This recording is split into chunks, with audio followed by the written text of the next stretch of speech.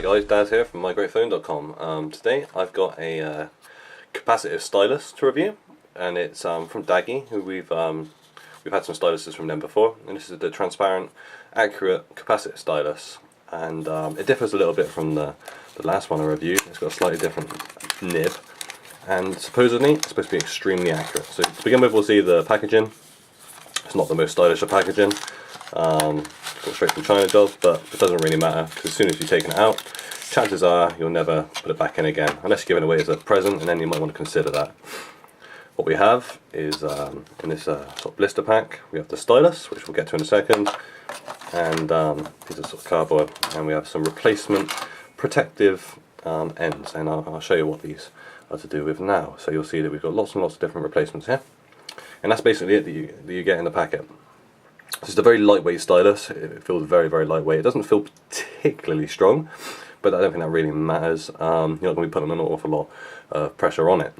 What you also have is a rather unique capacitive end. And what you'll see, if you've got this kind of like little, almost looks like a metal detector, and a transparent disc with a little red dot in the middle. And supposedly what this is a very, very accurate way of touching the screen, and so for using applications for drawing and selecting very small contact areas on the screen, supposedly you'll be able to see through this plastic end, and the little dot will be the bit that actually makes a capacitive connection.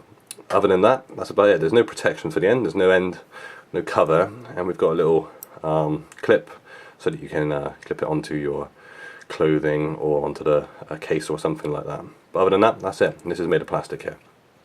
You'll notice there's no grip, but it doesn't really matter. Again, you're not going to be doing a huge amount of writing with this. Okay, this is the bit that makes contact with the phone itself, and this is the bit that has the cover, and so that's why we've got these bits here. So what you're able to do is peel off this one when it gets worn and replace it. So we'll use my phone. Let's turn it on. Let's get this out of the screen.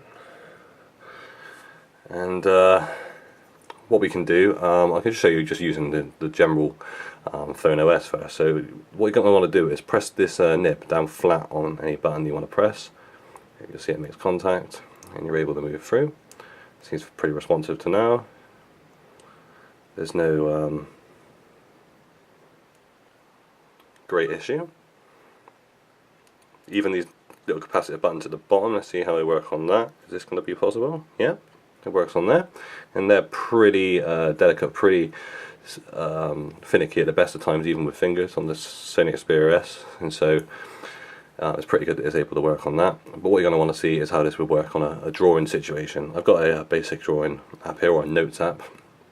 What I can now do is I'll go and start a new note, and I'll put it onto drawing mode, and now we can do a drawing. So what we'll see is wherever the stylus touches, we get a pretty accurate line.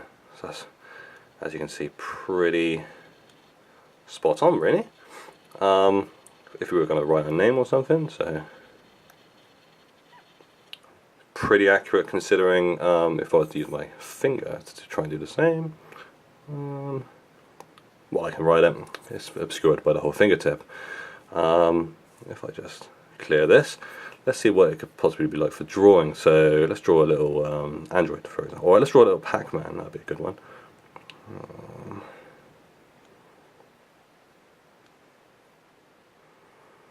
Easy peasy. Maybe try a little Android.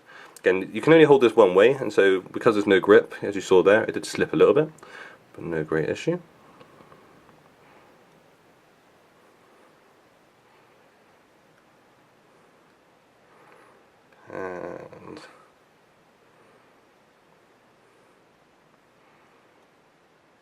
And as I'm drawing this, you'll see that the accuracy of where it is on the nib, I should just be able to go back, just see I've done that a little bit in the wrong place, but the accuracy is pretty good. Not the best of drawings, I admit, but if I was now to try and do a similar drawing with my finger, we're going to struggle to see where to start, where to stop.